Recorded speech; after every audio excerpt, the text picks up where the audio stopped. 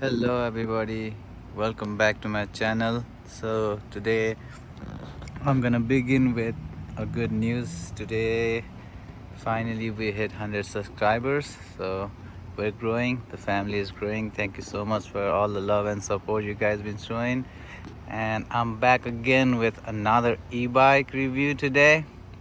So today I got my hands on this Askmy E500, or it's also sold as a different name under different manufacturer as Happyrun G50. They both are pretty much the same bike.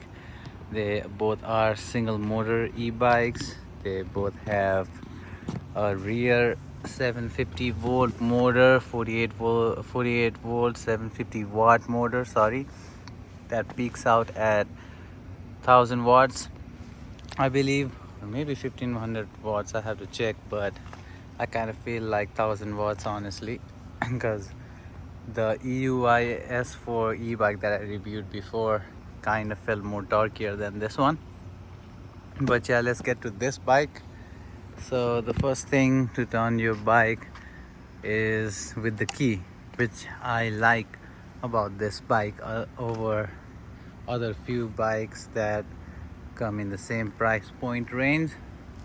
I like that you can just take your key with you and feel a little more secure that nobody can just turn your bike on and take off.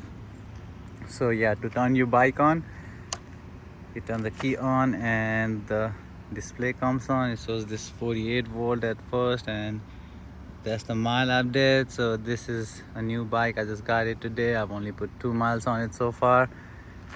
So yeah, I don't know a lot of things about the bike yet, about how it's gonna be lasting in future, but yeah, so far running these 2 miles, it's been a nice smooth ride, not too bad.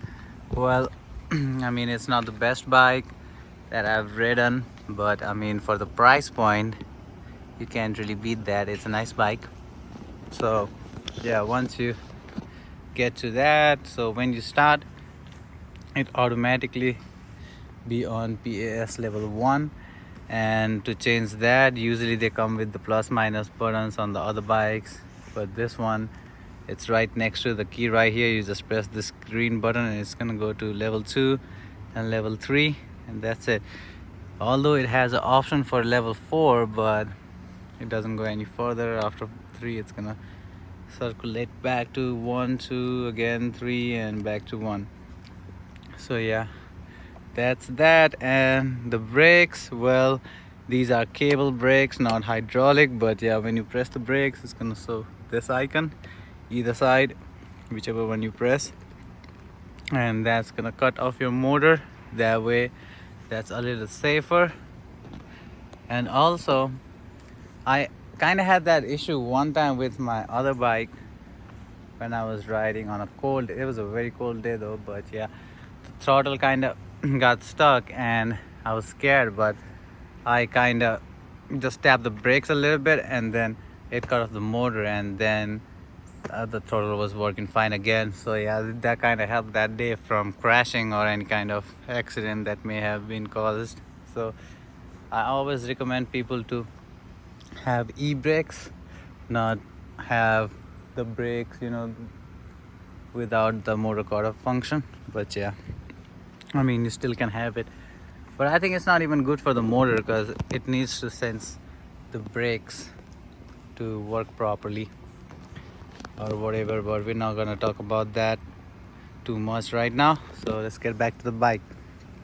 So that's on your right hand side handlebar. On your left hand side, you got your light switch, whatever. Yeah, so that will turn on your light. It doesn't have a daytime running light, but yeah, it does have a headlight which is pretty bright. I know if it was more dark you could see that it's a bright headlight.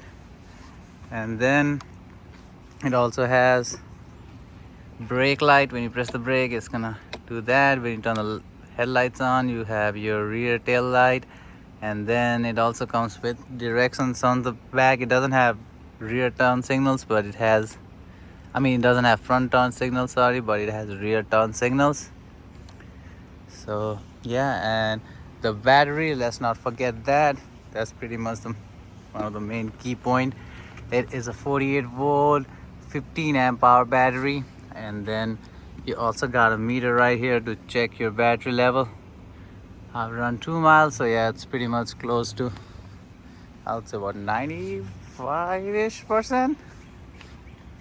So oh yeah, that's my volt. That's 50 volts. So I'm at 50 volts. I don't know what that is, but yeah, I'm gonna have to check the chart. And you got a pretty loud horn. You hear that? Yeah, that's loud. And then let's give the throttle level 3 and see the top speed, what it's gonna show while there is no load. So see 37 without the load. And when I was on the bike, and today was a good nice day, nice weather, so I was able to get it up to 34 miles an hour on the screen. I don't know, I haven't verified with the GPS or whatever, but it was showing 34 miles an hour on the screen. But later, you know, when it was it was still like flat, but it was a little bit kind of hilly, and it went down to around 32, 31. So I'm just gonna say it does around 30 to 32 miles an hour.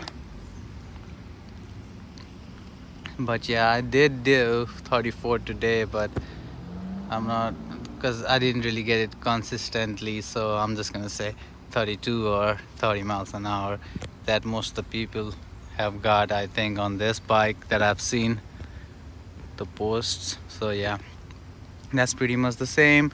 And the seat is pretty nice. It's a nice comfy seat. I like that. It feels more comfortable than my ebike bike that I had, the dual motor one. And I'm not really a big fan of this kind of frame, but a lot of people, short people, that my friends, they saw these, they said yeah, it's kind of easier to get on and off for them. So it might be a good option if you're a short person. And another thing, one thing that I've noticed about this bike is this is kind of shorter than the wheelbase. Is kind of shorter than any other e-bikes in this range, or whatever at least I've seen. So it makes it easier for, you know, storing it inside your house, or you know, anywhere you want to. Even if you're putting it on a, it probably might be able to fit in your like a regular car too, I think so. If you like bend down or take off the handlebars and stuff, you might even put it on the back seat. Yep, I think so. You might have to try that one day. So decent bike for the price, nothing too crazy. The suspension, the rear suspension is okay. It feels better than the ebike bike, which had like coils. And this one, I don't know if it's hydraulic or air, but it does a little bit of its job. It is a little responsive than the other one, but I mean, it's definitely not the best. Same with the front, it's okay. I wish they had hydraulic brakes instead of these cable brakes, but yeah, still, I mean, it's not a fastest bike. It does the job if you can anticipate the traffic and, you know, if you can ride it safely. But if you're gonna be on the roads, I really recommend everyone to have hydraulic disc brakes and maybe 180mm rotors. Yeah, that would make this bike really good, and performance wise it will be very better. So yeah, that's it for the video on this bike for today, because this is pretty much, you know, new, and I haven't had chance to, you know, test it out really that much in many places. So we'll see if we get a chance to do another review on this bike very soon. I'll do another review and let you guys know about how the bike is doing. And yeah, we'll come back with another bike soon. I got another dual bike motor coming on soon, so I'm gonna be putting that review hopefully in a week. All right, thank you so much guys, and thank you so much for helping me reach 100 subscribers. Thank you for watching. Please like, share and subscribe. Thank you.